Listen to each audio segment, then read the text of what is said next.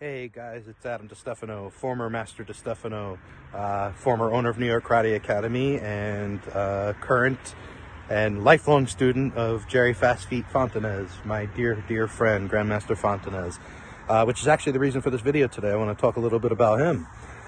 So I first met Jerry in the early 90s. You know, I was just sitting here thinking about it. Our friendship actually spans 4 decades now, which is crazy because I'm not even 40 years old. We first met in the early 90s. When my school had opened, my instructor school, I started at Southerton Karate under the So brothers, Joe and Henry. And Jerry actually came for the grand opening celebration. He put on a little demo, and his energy, man, and his kicks, and just hit the whole package, bro. Just completely like enamored with this man. And then got to see him compete a few times in the 90s and was just blown away by the skills.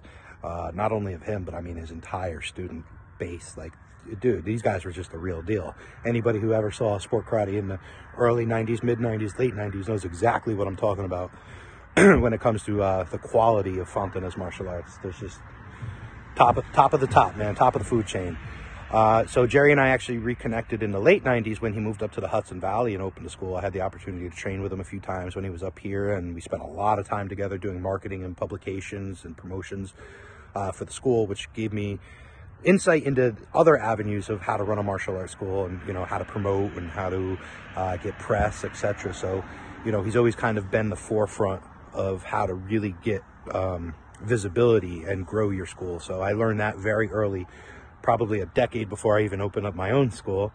And then in the late 2000s, I finally took the jump and opened up my own school and linked up with Jerry again, who taught me how to develop websites. He actually taught me how to build my first website, which I was able to then take on to a whole nother level. I mean, I took the tech that I learned from Jerry, who's always been forward thinking in the technology, whether it's text-to campaigns. I mean, he was doing that when American Idol was doing it, and you had Fortune 500 companies that weren't even on that bandwagon yet. So Jerry's always been an innovator as far as technology is concerned, and you know, bringing technology into the martial arts has just been something that Jerry has really set the trends for. And I've watched, you know, a lot of the so-called thought leaders jump on the bandwagon afterwards. You know, the stuff that they're doing and calling new now, Jerry was doing a decade ago, and that's facts because I was there.